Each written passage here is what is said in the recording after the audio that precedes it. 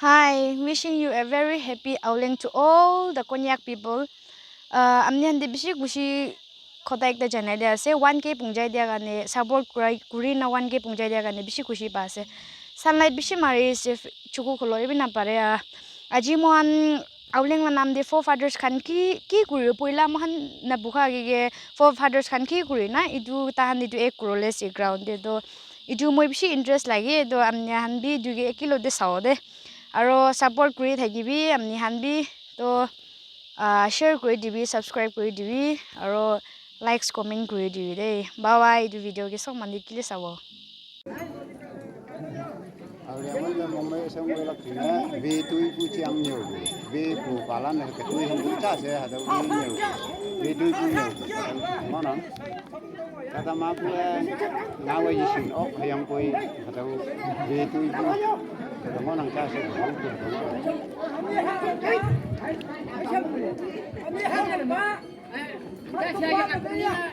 tại sao gì cái tụ